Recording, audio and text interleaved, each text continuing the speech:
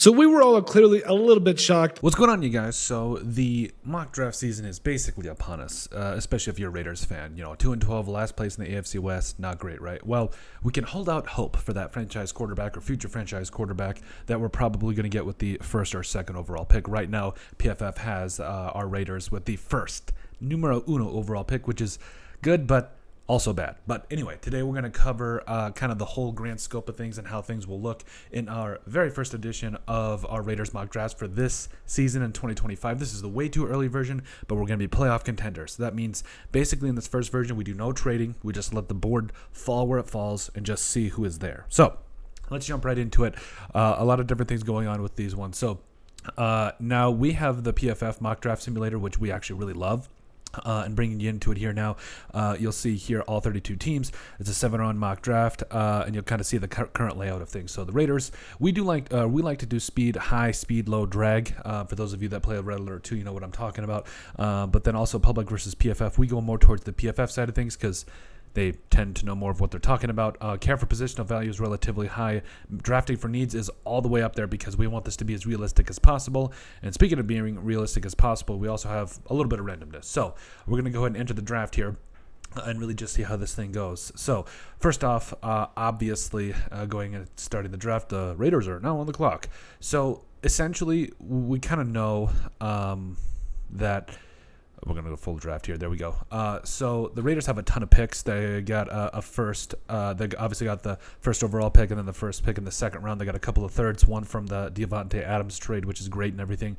But obviously we're going to go with quarterback here to start with. Now, I would venture that they're probably going to go with Shedeur Sanders. At least that's kind of what I'm seeing so far. So we're going to go ahead and I think Shedeur Sanders is the guy for now. Now, obviously, I think a lot of these quarterbacks are really going to change. Dylan Gabriel, I think he might wait. It just kind of depends on if some of these guys do, in fact, declare and everything. But Shedeur Sanders right now, I think, is the pick. Now, I know we have Cam Ward in our thumbnail to start things out with, but great, it is what it is. This is the position to signify the quarterback to be determined. Okay, whether it's Shedeur Sanders or Cam Ward doesn't matter. Now we get into really interesting parts here. Now, so obviously the Raiders, I would argue that they need a lot of help in a lot of different areas. I still really want that number one defensive tackle, the guy that's actually going to stuff things. I like me some Tyleik Williams.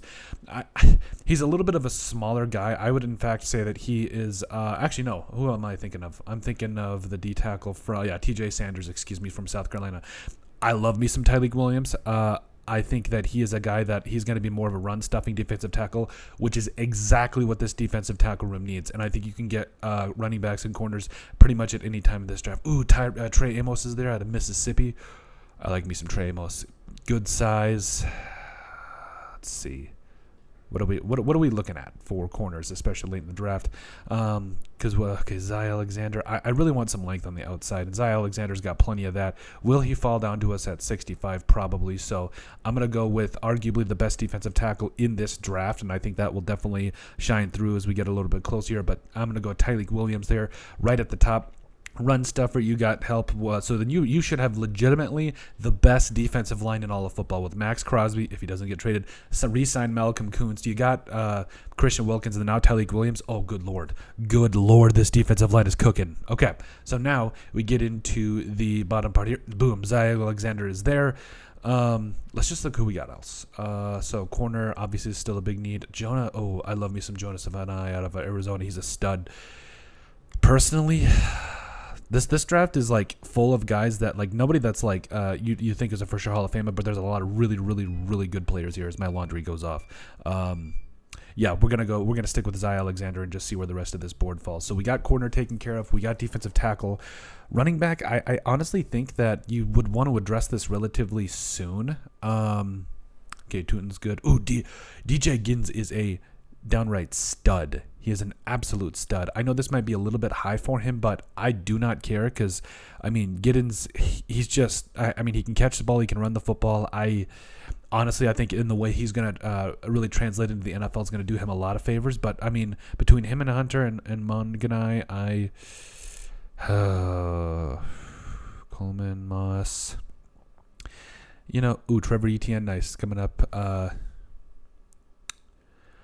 I want to go BPA here. I really do. I know that we need a little bit of help. Charles Grant out of William and Mary. This defense needs some help.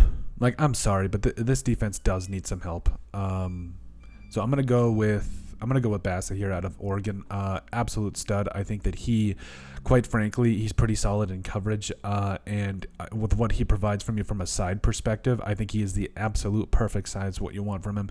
Run stuffing guy, a little bit of pass rush, can kind of do it all. I think he's going to be an absolute stud. So in this particular scenario, if this was to be how it would fall, I also like me some Castro though too. I know we're pretty set at safety. Winston, Penn State. He's a stud.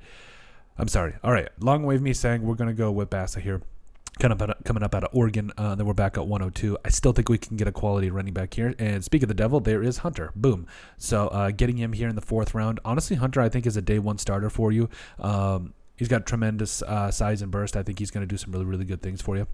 Now in the top of the 5th round, again, we have got most of our major things taken care of here. I'm sorry about my laundry, by the way. So we've got defensive tackle taken care of, running backs good to go, corners good to go. Jackson Haas now, I think, honestly, we could see Michael Mayer traded in the offseason. That would be something that would be really, really interesting. But here at this, Tyler Cooper coming up out of Minnesota.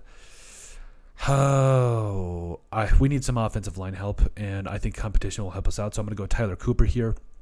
Let's see. What else do we need? Indiana, Miles, Samuel Mondon. Curtis Rourke, like, here's the thing. I know that you already got your quarterback of the future, but Curtis Rourke here in the 6th round? No. Upton Stout. I like me some Upton Stout coming out of Western Kentucky. He's going to be a lot of fun in the NFL. Patrick Payton, Florida State. Honestly, I know you're kind of set at edge, so I don't know that I really want to go in that direction. Honestly, JDJ here might be the sleeper of the draft. I just like how he is able to really play in a lot of different areas, and linebacker is still a need. I almost want to double down on corner. Shiloh Sanders is there in the 7th round. I'm taking him. I'm just putting that out there. Aubrey Burks. Yeah, I'm going to go Patrick Payton. Like, I think Patrick Payton can do a lot of different things on a lot of different fronts for you, and so that's where I'm going to go. Shiloh Sanders, again, I know that safety isn't that necessarily much of a need, but I think Shiloh Sanders can play so many places over your defense that I don't think it matters. So I really like his versatility, and yeah, I think he's going to be a fantastic fit for you. And then finally getting into the 7th round here to really put a cap on this thing. We'll go with Brent Kuthi out of Utah because both value and also what we need for a couple of different things for a backup tight end for Brock Bowers. That'll be nice. So first off here, they have been hating on this Shedeur Sanders to the Raiders and also Cam Ward for that matter at number 1, which I mean I get to a degree, but I think as the things kind of get moving here, I think that Shedeur Sanders is going to rise up draft boards and things are going to be a-okay. So then you get Tyleik Williams. So then you get your guy in the run stuff. You should have arguably the best defensive line in the game. Also, you get Zy Alexander there to start for you on the outside. Jeffrey Bassa. So your first 3 picks here on defense, I think, could be immediate starters, especially with Bassa. He's very versatile and he does a lot of big things for you. Jarquez Hunter coming up out of Auburn, I think is going to do some good things. I think that basically he is going to pencil in as a starter for you. Maybe you bring back Alexander Madison. Maybe you keep it just with Amir Abdullah. Doesn't matter to me. Tyler Cooper, stud guard coming up out of Minnesota. I love the value here. I don't care what anybody says. And I know that guard doesn't seem like it's a big need for the Raiders, but it is. Let's be real about it. Guard is definitely a need for the Raiders. Upton Stout, coming up out of Western Kentucky, his versatility, but also I think that I really don't know what's going to happen with Marcus Epps, and I want some guys that are just fast and can cover. Patrick Payton, the edge player coming up out of Florida State, just what's going on with the Raiders right now, like I would really prefer if they got some edge and defensive tackle help because, yes, Malcolm Kuntz may or may not be back in free agency. Hopefully they do re-sign him. Also, we need that edge player opposite of Max Crosby. I've been saying it for years. Shiloh Sanders, you draft his brother there. I think he can play safety. I think he can play linebacker. I think he can do a lot of different things. And then also Brent Kuthi here coming up out of Utah is going to be a fantastic pick for the Raiders. But that is our very first mock draft for the Las Vegas Raiders. No trades, just seeing how the board falls. We get our defensive starters. We get our quarterback of the future. Playoff contenders, baby. But let us know what you guys think. How did everything end up? Make sure you guys like, comment, and subscribe down below. And we'll see you on the next video.